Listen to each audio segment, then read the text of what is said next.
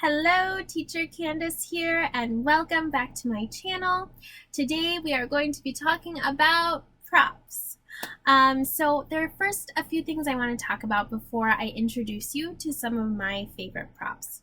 Now, during your mock and demo classes, props are going to be something you're going to be evaluated on. These companies want to see that you're incorporating props into all of your lessons. And so we want to use a variety of props.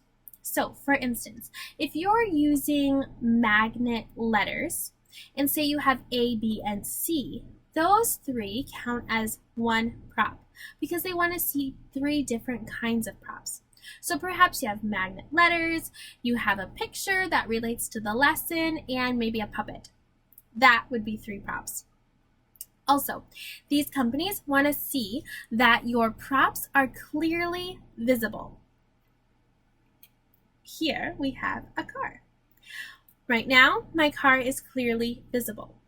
Now, sometimes when we get into these classrooms that they have, the camera is different than the camera settings are different than when we're using the camera and on our own computer.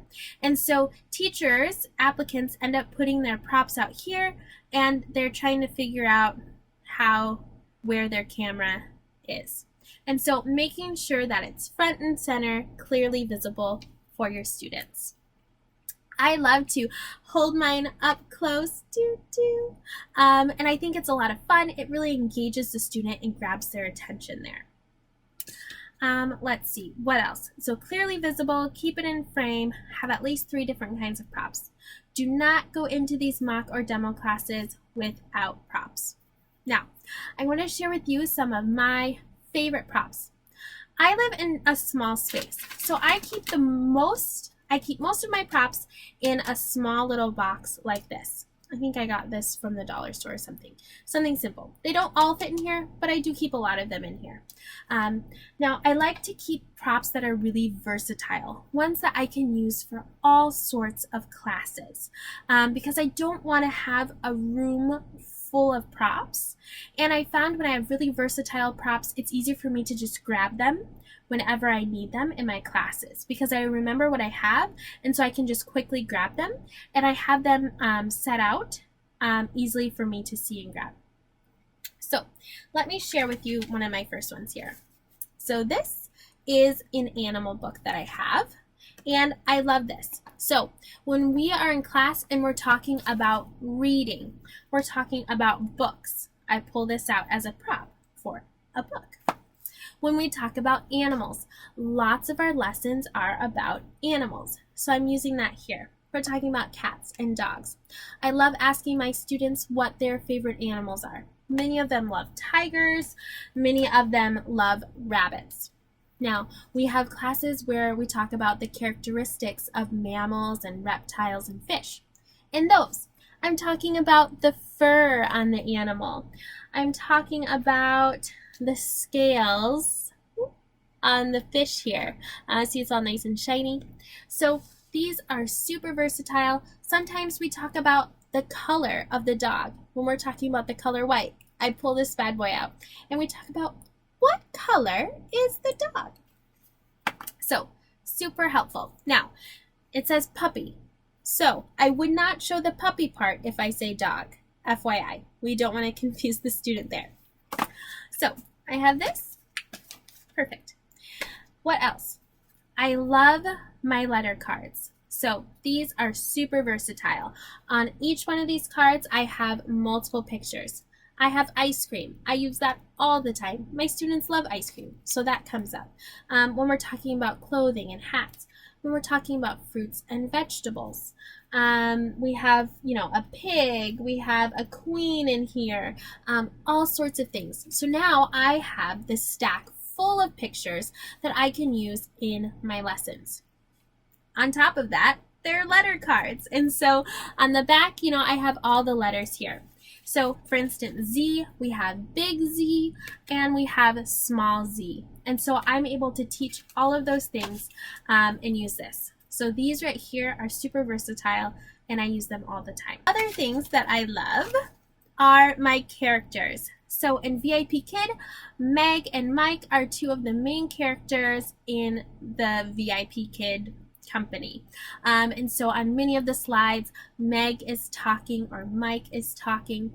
When we have assessments, Meg and Mike are going through some sort of activity in their test. So I use these a lot. Soon I'm going to be printing off some for Gogokid and using those in their lessons as well. Also, I use these when we're talking about colors. What color is Mike's hat? Also, when we're talking about clothing, we're talking about pants, we're talking about shoes. I'm using these and they are becoming really versatile, and I'm using them for a lot of things here. Also, cars. I do have a car. I usually like to have at least one car because cars end up coming up a lot in many of my lessons here. So a car, we talk about colors, we talk about wheels, we talk about the shapes of the wheels. Lots of things you can do with these props. What else? Okay, puppets. So here I have two little dogs. One dog here, another little dog here. So these I love. Often, sometimes when I have a student, mostly this happens with a trial class, who is very timid and shy. I found that often they might be afraid to talk to me, but hello.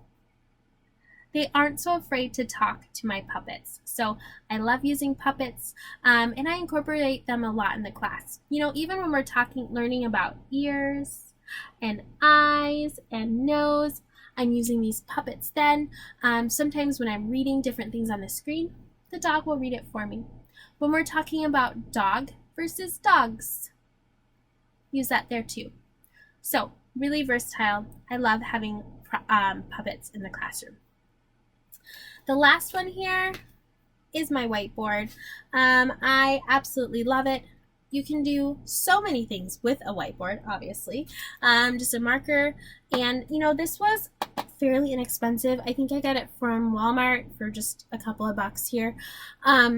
So I use this a lot when a student might be struggling with something. Maybe we'll write it down so they can see it better. For instance, today I had a student who kept saying, "She go," instead of "she goes."